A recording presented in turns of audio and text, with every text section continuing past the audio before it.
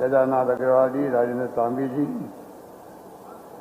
रामचरण जी नाटौनी, मनोज मुरारका जी, राम अवतार अग्रवाल जी, सुरेश अग्रवाल जी, मेघराज सेठिया जी, गिरिराज खंडेलवाल जी, दिनेश अग्रवाल जी, लक्ष्मीनारायण जी डांगायत, राजेंद्र डांगायत और राकेश चौधरी जी, सुखदेव जाखड़ जी गोलूवाला, धर्मेंद्र भंडारी जी, प्रकाश मेहता जी, सत्यनारायण जी चितलांगिया, विनोद शर्मा जी और हरसाई नाटौनी जी, रमेश कोलवाल जी, प्रहलाद सेठी जी, प्रमोद बंसल जी, मनीष लश्करी जी, अविनाश जैन और राजस्थान भर से पधारे हुए विभिन्न मंडियों के हमारे अध्यक्षगण, पदाधिकारीगण,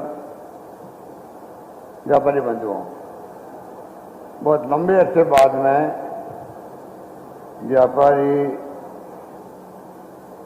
भाइयों के साथ में इतनी बड़ी सभा आयोजन करना इसी जगह पर जहाँ मैं 23 साल पहले आया था,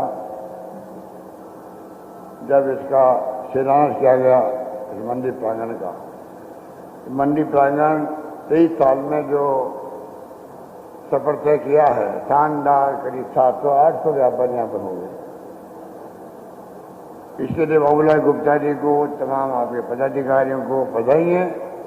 23 साल के लंबे अरसे के अंदर आप लोगों ने कमी नहीं रखी इस मंडी के विकास के लिए। ये मंडी तो जयपुर की मॉडल मंडी बनना चाहिए राजस्थान के अंदर, और संभव हो तो देश के अंदर भी। आज के जमाना आईटी का है, आईटी बेस्ड गवर्नेंस होती है, सरकारें चलती है। आईटी बेस्ड आप देख रहे हो कि जितनी सर्विसेज हैं ई मित्र के माध्यम से दी जा रही है, 600 तरह की सर्विसेज, चाहे वो एयर सर्विस हो, चाहे रोडवेज हो, चाहे रेल सर्विस हो, सबकी टिकटिंग IBS हो गई। तो जमाना बदल गया है। मंडी में भी IT बेस्ड का सिस्टम शुरू हुआ है और ज़्यादा बढ़ाने जा सकता है।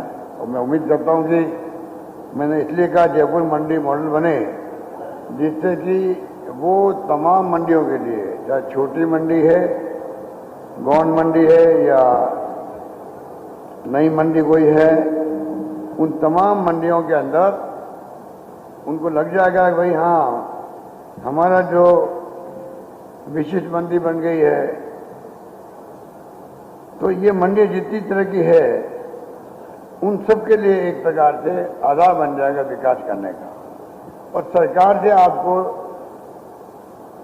सुविधा मांगने की, सुझाव देने की एक कैटेगरी बन जाएगी। मैं उम्मीद करता हूं कि इस मंडी के लिए जो भी संभव होगा, बाबूलाल गुप्ता जी का तो अनुभव मेरे ख्याल से सबसे अधिक है राजस्थान के अंदर व्यापारियों के अंदर। मैं तो इनको 20-30 साल से देख रहा हूँ। मेरे ख्याल से हो सकता है आपके चुनाव हो रहे हों, बार बार बदल रहे होंगे लोग, पर मुझे तो लगता है बाबूलाल गुप्ता 30-40 साल से बैठा हुए हैं अध्यक्ष के रूप में, ऐसा महसूस होता रहता है। क्योंकि कोई काम पड़ता है तो हम तो इनको ही याद करते हैं। बाकी अध्यक्ष या पदाधिकारी थोड़ा अन्य हिचकते भी होंगे, हिचकना नहीं चाहिए। सरकार किसी पार्टी की नहीं होती, सरकार होती पब्लिक की होती है। कोई Bharatiya Janata party RSS minded अध्यक्ष बन गए, पदाधिकारी बन गए, सोचते पता नहीं मुख्यमंत्री क्या कहेंगे, बाकी पार्टी के मुख्यमंत्री क्या कहेंगे मैं नहीं कह सकता। मेरे तो मुख्यमंत्री निवास के दरवाजे सबके लिए खुले हैं। जो पब्लिक की बात करेगा, परेशानी क्या क्या आ रही है, क्या विकास का सुझाव है, मुझे कोई दिक्कत नहीं है। पदाधिकारी किसी पार्टी के हों। और मैंने देखा है कि केरला में एक बार बाढ़ आ गई थी, तो बाबूलाल गुप्ता जी को मैंने याद किया और मुझे खुशी है कि व्यापारियों को इकट्ठा करके, ट्रकों के ट्रक हैं, गिरिराज सिंह बापना जी हमारे पहले रुगर जनरल थे, वो हैं, मुकेश वर्मा थे, कई साथी थे, सबने मिलकर संपर्क किया व्यापारियों से। आप लोगों ने संकट की घड़ी में कभी मना नहीं किया है सहयोग करने के अंदर, ये आपकी बहुत बड़ी खासियत है। कोरोना आ गया था तो मुझे कहते गर्व है कि आपके ऊपर कि उस कोरोना के अंदर भी एक ऐसी महामारी हो गई दुनिया के अंदर, विश्व की महामारी थी, और महामारी भी इतनी भयंकर थी, महामारी ऐसी थी कि कोई सोच नहीं सकता कि पता नहीं दुनिया के अंदर क्या होगा, इतनी चिंता लग रही थी। उस माहौल के अंदर भी मैं समझता हूं कि मैंने कहा एक तो सरकार ने शानदार इंतजाम किया, आप सबके आशीर्वाद से दवाएं फ्री, इलाज फ्री, इस ढंग के इलाज हुए राजस्थान के अंदर। 500 वीडियो कॉन्फ्रेंसिंग तो मैंने करी है, उसमें 400 वीडियो कॉन्फ्रेंसिंग खाली कोरोना के लिए थी। इस प्रकार से हमने सरपंच से जुड़ करके सब centre, PSC, CSC, collector, SDO, tehsildar, ग्राम सेवक से जुड़ करके हमने मैनेजमेंट किया उस जमाने के अंदर। तमाम पॉलिटिकल पार्टियों को रिक्वेस्ट की कि आप सब साथ आओ इस काम के लिए। धर्म गुरुओं को रिक्वेस्ट की गई, वो भी आए। सामाजिक संगठन जितने भी हैं, एनजीओ हैं, वो भी आए, और आप जैसे मंडी के संगठन भी आए। और मैं समझता हूँ कोई कमी नहीं रखी। मैंने कहा कोई भूखा नहीं सोना चाहिए राजस्थान के अंदर। आपने उस धर्म को निभाया, चाहे सूखी सामग्री हो, चाहे खाने पका के भेजने की बात हो, वो सब धर्म आपने निभाया। उसके लिए आप साधुवाद के पात्र हैं, धन्यवाद के पात्र हैं। और मैं उम्मीद करता हूं कि फ्यूचर के अंदर भी आप जो है कोई कमी नहीं आने देंगे। जो भी संभव होगा, मेरा मानना है कि उसमें राजस्थान की जो महान परंपराएं हैं, हमारे संस्कार है, संस्कृति है, उसको निभाते आ रहे हैं, उसको निभाते आ रहे हैं और आगे भी निभाएंगे, मुझे बड़ा यकीन है।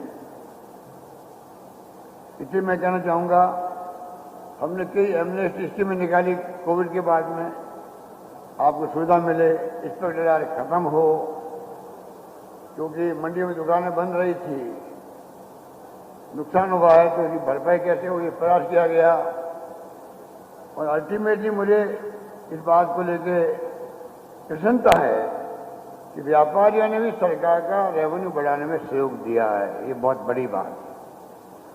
तो आप समझ सकते हैं कि राजस्थान का वित्तीय प्रबंधन अच्छा क्यों है, क्योंकि यहाँ के व्यापारी सहयोग कर रहे हैं, उद्यमी सहयोग कर रहे हैं, उद्योगपति सहयोग कर रहे हैं, तब जाके रेवेन्यू आ रही है, और रेवेन्यू वापस राजस्थान के विकास में खर्च हो रही है।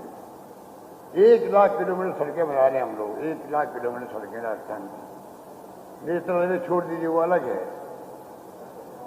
स्टेट हाईवेज हो, डिस्ट्रिक्ट मेजर रोड हो, मेगा हाईवेज हो, विलेज रोड हो, 56,000 किलोमीटर बन चुकी है और 54,000 किलोमीटर काम चल रहा है। तो इसलिए मैं बता रहा हूं कि ये तमाम बातें, जो महंगाई राहत शिविर हो, चाहे पीने पानी की योजनाएं हो, जल जीवन मिशन लागू हो गया तो 45% पैसा सरकार दे रही है, 55% पैसा स्टेट गवर्नमेंट दे रही है उसके अंदर। सोलर के प्लांट लगते जा रहे हैं, तो आने वाले वक्त में हम पूरी तरह आत्मनिर्भर बन जाएंगे बिजली को लेकर भी। बिजली के बगैर कैसे काम चलता नहीं। तो पानी, बिजली, शिक्षा में हम बहुत टॉप पे पहुंच गए राजस्थान। आप सोचिएगा, पहली बार आपके आशीर्वाद से मैं मुख्यमंत्री था तो सिर्फ 6 विश्वविद्यालय थे, आज 90 से अधिक विश्वविद्यालय राजस्थान में खुल चुके हैं। 90 से 70 साल में, पिछले साल में क्या सरकार किसी की नहीं हो, 250 कॉलेज खुले थे।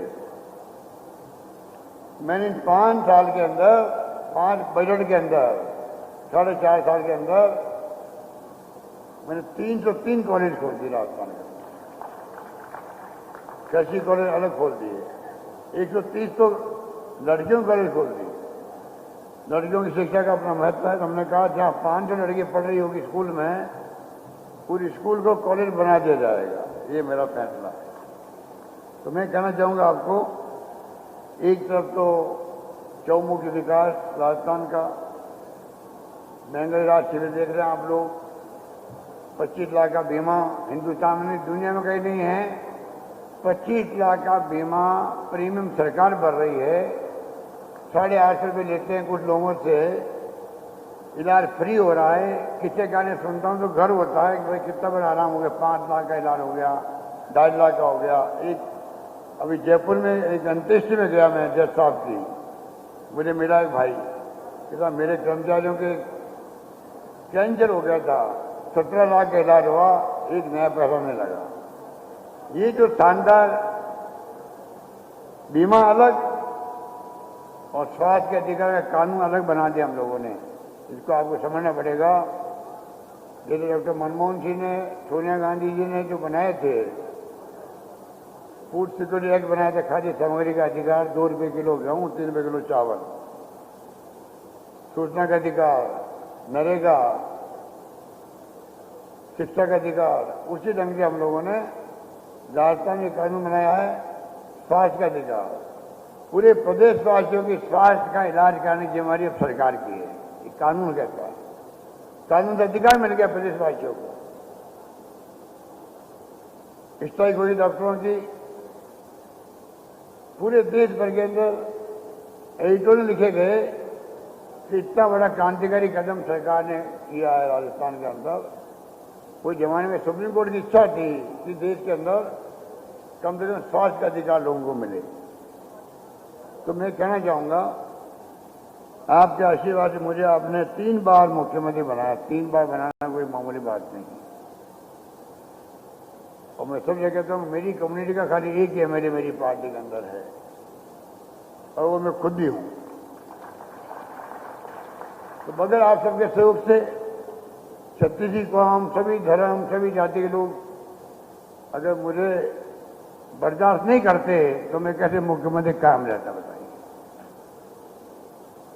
आप लोगों ने बर्दाश्त किया, आप लोगों ने आशीर्वाद दिया, आप लोगों ने दुआएं करी मेरे बारे में, तब जाके मैं 3 बार मुख्यमंत्री बना। और जो मुझसे संभव हुआ, मैंने कोई कमी नहीं रखी काम करने के अंदर। चाहे पहला कार्यकाल हो, 4 अकाल बढ़ गए थे, शानदार मैनेजमेंट किया हम लोगों ने, काम के बदले अनाज का, अभी तक लोगों को याद है। दूसरी बार भी हमने शानदार स्कीम लेके आए थे, सारी दवाएं फ्री कर दी हिंदुस्तान भर में। उसको दवाएं फ्री करने की चर्चा होती थी उस जमाने के अंदर, डायलिसिस फ्री कर दिए, जांचें फ्री कर दी।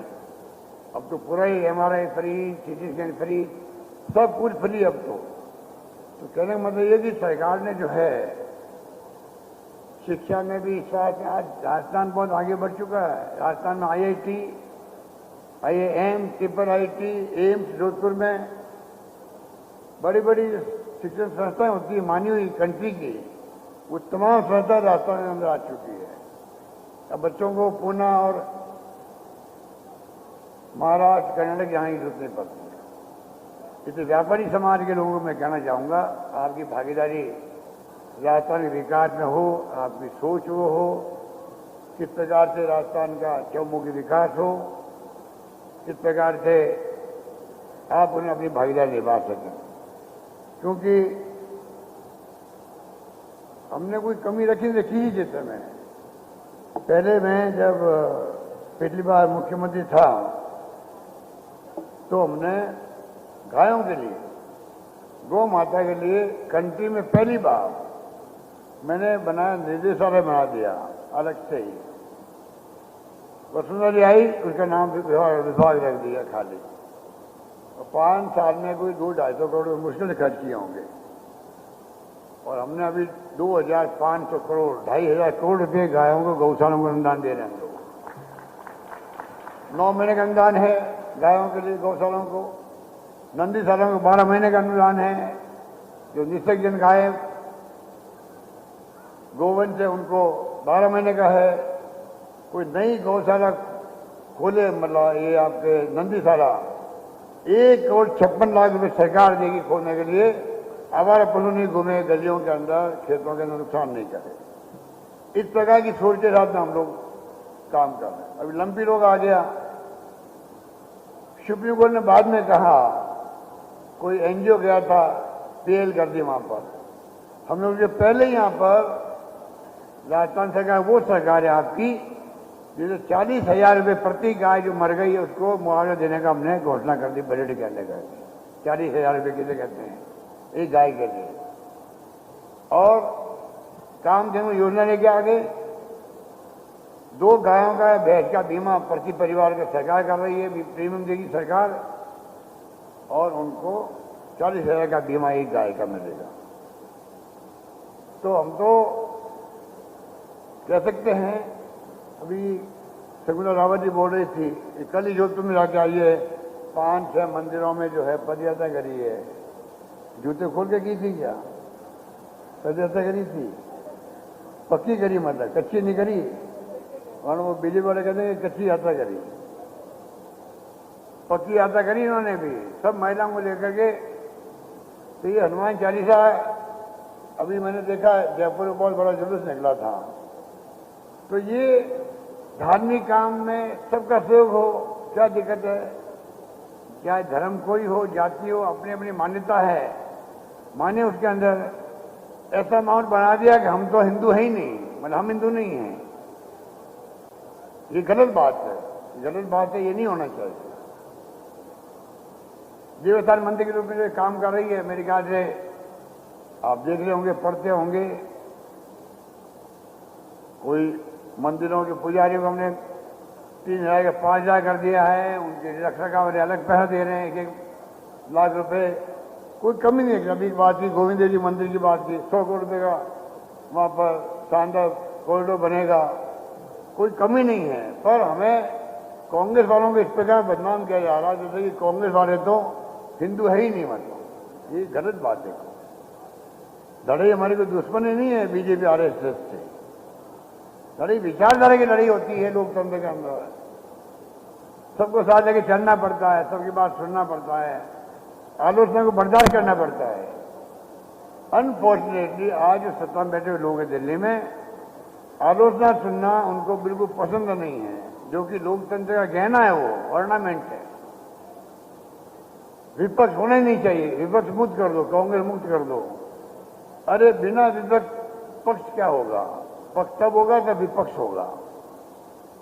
तो जो माहौल है देश के अंदर, उसको आपको हमको समझना पड़ेगा। अब राहुल गांधी की यात्रा थी, बाल जोड़ो यात्रा, पूरी तरह उन्होंने महंगाई की बात करी। आप समझ सकते हो महंगाई की मार कैसी होती है, व्यापारी लोग, आप लोग। बेरोजगारी क्या होती है उसकी बात करी, नॉन वायलेंस की बात करी। अरे भाई, नॉन वायलेंस की बात जो है, अहिंसा की बात तो सदियों से भगवान महावीर हो, बुद्ध हो, गांधी जी हो, सबने करी है। उसी से समाज चलता है। अगर भाइयों में भी हिंसा होती है, झगड़े होते हैं आपस में, एक दूसरे को गाली देने हिंसा माना जाता है परिवार के अंदर, वो कभी आगे नहीं बढ़ सकता। वही बात लागू होती गांव के लिए, जिले के लिए, प्रदेश के लिए, देश के लिए लागू। आग लगाना बड़ा मुश्किल, आसान काम होता है, आग को बुझाना बड़ा टाइम लगता है। कोई बिल्डिंग खड़ी करनी हो साल लगता है, 6 महीने लगता है, 2 साल लगता है। गिराना हो बुलडोजर भेज दीजिए आप, इतना बड़ा फर्क है। इसलिए हमारी सोच उनकी सोच में ही फर्क है। हम सबको साथ लेते हैं, वो कहते हैं सबका साथ सबका विकास, कहते हैं उनकी करने में, कथनी में, करने में अंतर है। हम कहते हैं सबका साथ सबका विकास, उसके आधार पे चलना चाहते हैं हम लोग। हमारी नीति, हमारे कार्यक्रम और सिद्धांत वही है जो गांधी जी के दिए हुए हैं। इसलिए मैं कहना चाहूंगा कि जो भी समस्या आपकी आती है, अब मुझे कहा गया कि मंडी जो है आपके 61 का अधिनियम बना था मंडी, जब मैं खुद छात्र था, 62 में मंडी बननी शुरू हुई थी। उस पर कई आशंकाएं थी, मंडी काय के लिए बन रही है, क्यों बन रही है, नुकसान हो जाएगा। शायद आंदोलन भी होते छोटे बड़े उस जमाने के अंदर। और बगैर मंडी का कोई व्यापारिक काम चलता ही नहीं है। 3 कानून बना दिए भारत सरकार ने बिना इन्वॉल्वमेंट किए हुए, ना मंडियों को, ना आड़तियों को, ना व्यापारियों को, ना किसानों को। 3 काले कानून नाम दे दिया गया उसका। आपके भावनाओं को देखते हुए हमने राजस्थान असेंबली के अंदर 3 कानून पास किए वापिस। जिस राजस्थान में मंडी डिस्टर्ब नहीं हो, व्यापारी डिस्टर्ब नहीं हो, आरके डिस्टर्ब नहीं हो। भेजिए राज्यपाल महोदय के बाद में, अभी तक उन्होंने उसको मंजूर नहीं किया, पर लंबे संघर्ष के बाद में भारत सरकार खुद को झुकना पड़ा, वो काले कानून को रोकना पड़ा, वापस लेना पड़ा। इसलिए आज जो समस्या जो है आपके सामने, कुछ सुझाव दिए मुझे, मैं आपको विश्वास दिलाता हूं कि जो सुझाव मुझे दिए हैं, ज्ञापन दिया गया है बाबूलाल गुप्ता जी द्वारा, अन्य ज्ञापन भी आए हैं, कुछ मंडियों के लोगों ने सुझाव दिए हैं, उन सबको मैं दिखाऊंगा। मंत्री जी बैठे हुए हैं, आप निश्चिंत रहें। उन सब जगह जहां कुछ मांगे की गई है उनको हम लोग चाहेंगे, वो मंडी भी विकास करें। अभी 12 की मंडी में बरसात आ गई भयंकर, तो लाखों करोड़ रुपए का नुकसान हो गया धान को जो पड़ा हुआ था वहां पर। अब ये आपके शेड लगा हुआ शानदार शेड बन रहा है सब जगह, कहने क्या है, नुकसान नहीं हो। ये तमाम काम मैं समझता हूं हम सब मिलकर करेंगे। अभी मुझे मंत्री जी ने कहा कि राजस्थान की समस्त मंडियों में जो है व्यापार मंडल वाले कह रहे हैं कि इनके ऑफिस बनने चाहिए। जैसे यहाँ तो ऑफिस बना हुआ होगा आपके जयपुर में, तो बना हुआ ऑफिस है, तो यहाँ तो शानदार मंडी बन गई, प्रांगण जो नया बना रहा आप, ये कृषि उत्पाद व्यापार भवन बना रहा है। अभी आपके 25 करोड़ रुपए लगेंगे उसके अंदर, आप लेबोरेटरी बना रहे हो, उसके अंदर 7 करोड़ रुपए लगेंगे उसके भवन के अंदर प्रशासनिक क्षमता पैदा करने के लिए। तो बहुत साधुवाद आपको, शुभकामनाएं, बधाई आपको, आप इतनी बड़ी सोच सकते हो कि लेबोरेटरी भी बने, रिसर्च भी हो। अभी एक भाई मिले मुझे, नाम भूल गया उनका मैं, ऋषभ, क्या नाम था उनका, वो जो बता रहे थे ना कि वो रिसर्च करते हैं, क्या नाम, मनोज मुरार का। तो ये जो लोग, आप लोग रिसर्च भी करते हैं, और मैंने शुद्ध के लिए युद्ध चला रखा है राजस्थान के अंदर, उसमें मैं चाहूंगा आप सबका सहयोग हमें मिले। हम सब मिलकर के समाज की सेवा कर सकते हैं। सामाजिक क्षेत्रों का, चाहे राजनीतिक कार्यकर्ता हो, चाहे सामाजिक कार्यकर्ता हो, चाहे मीडिया वाले हों, चाहे व्यापारी हो, सबको सामाजिक सरोकार रखते हुए जिंदगी बितानी चाहिए, काम करना चाहिए। तब जाके समाज मजबूत बनता है, देश मजबूत बनता है, प्रदेश मजबूत बनता है, और हम लोग तमाम कई चुनौतियों का जो आती जिंदगी में, उसका मुकाबला करने में सक्षम बन सकते हैं। इतना हमारे रिश्ता आपस में होना चाहिए। इसलिए मैंने कहा 2030 तक राजस्थान नंबर 1 राज्यों की श्रेणी में आ जाए, ये सपना हमें देखना चाहिए। आ सकता है, जिस प्रकार मैं देख रहा हूं फैसले हो रहे हैं सरकार के, एक के बाद एक फैसले में शानदार किए हैं, तो मुझे लगता है कि इस बार आ सकता है, सरकार रिपीट हो सकती है, ये मुझे महसूस करता हूं। होना नहीं होने तो आप लोगों के हाथ पे हैं। आप लोगों के बारे में, प्रदेश की जनता के बारे में हम सब जानते हैं। माई बाप जनता होती है, वो तय करती है कि किसको सरकार बनाने का मौका देना चाहिए, वो आपके ऊपर है। और मैं दावे के साथ कह सकता हूं कि जब जब सरकार बदली है, बहुत नुकसान बहुत हो गए। रिफाइनरी देखिए आप, कितने व्यापारी, कितने आपके उद्योगपति आएंगे, बच्चे नौजवान, वहां पेट्रोकेमिकल होता है, प्लास्टिक की जितनी चीजें बनती है वो पेट्रोकेमिकल से बनती है, जो ग्रेन्यूल्स होते हैं उनसे, उनका कॉम्प्लेक्स बन रहा है वहां पर, और 5 साल डिले कर दिया रिफाइनरी को पिछली सरकार ने। 38,000 करोड़ की योजना थी, वो बन के हो गई है 52,000 करोड़ की हो गई। आप तो व्यापारी समझ सकते हो, 38 की 52,000 करोड़ की योजना बनी है, किसका नुकसान हुआ है? इसलिए मैं कहना चाहता हूं, ऐसे कई काम थे जो सरकार बदली और काम बदल गए, हम नहीं बदलते। हम तो यात्री योजना 13 जिले की है, जयपुर भी इसमें आता है पीने के पानी के लिए। वसुंधरा जी शुरू करी, उसको हम आगे बढ़ा रहे हैं। हम प्रधानमंत्री जी ने वादा किया था, इसको हम पॉजिटिव दृष्टिकोण देखेंगे चुनाव के चुनाव में।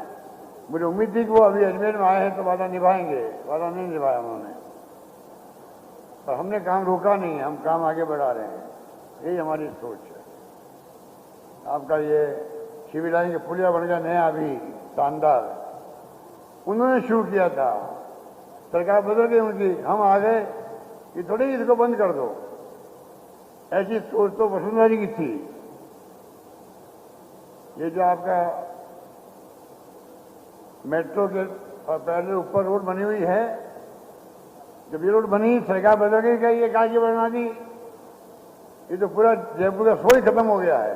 अरे मेट्रो चली है, ऊपर रोड बनी है, जयपुर अजमेर रोड से लगा करके आगे आइए आप पर, आपके कैसे शो खत्म हो गया? ये उनकी सोच थी, हमारी सोच नहीं है। हमारी सोच है कोई सरकार हो, पर सरकार बदलती है तो काम बंद नहीं होने चाहिए पब्लिक, ये मेरा मानना है। मंडियों के लिए कहा गया, मंत्री जी ने कहा अभी कि तमाम मंडियों को व्यापार मंडल के लिए ऑफिस जो है वो फ्री मिलने चाहिए, निःशुल्क मिलने चाहिए। तो मैं घोषणा करूंगा तमाम छोटी बड़ी मंडियां जितनी है उन सबको जमीनें निःशुल्क मिलेगी ऑफिस बनाने के लिए। वो अपने अपने व्यापार मंडल के ऑफिस बनाए, ऑफिस बनेगा अच्छा काम होगा। मैं समझता हूँ ऑफिस बनेंगे तो ज़्यादा जम के आप लोग काम कर पाएंगे, मेरा मानना है, और उसमें पूरा सरकार का सहयोग आपको रहेगा। इसलिए मैं अब लंबी बात नहीं कहता हुआ, सब बातें मेरे पूर्व वक्ता ने कह दी है। मैं बाबूलाल गुप्ता जी को, आप सबको विश्वास दिलाता हूं कि आप निश्चिंत रहें, जो भी आपने कहा है, सुझाव दिए हैं, उसको मैं पूरा एग्जामिन कराऊंगा। वैसे प्री बजट मीटिंग में आप आते हैं, कई लोग, आप में से कई लोग आते हैं, हम आपका सुझाव लेते हैं और आप खुद मीटिंग में बोलते हो पिछली बार सुझाव दिए थे उसको सरकार ने स्वीकार किया है। तो सरकार की जो सोच है वो यही है कि प्री बजट मीटिंग हो तब जो है आप जो सुझाव देते हैं, जब आपको बुलाते हैं हम लोग, तो हमारा धर्म कहता है कि बुलाने के बाद में सुझाव दें और सुझाव मानने लायक हों, उनको मानना चाहिए। तो जो सुझाव दिए गए हैं उनको मैं एग्जामिन करूंगा, जो संभावना होगी उसको मैं पूरा करूंगा। यही बात कहता हूं, मैं अपनी बात समाप्त करता हूं। धन्यवाद। जय हिंद। धन्यवाद।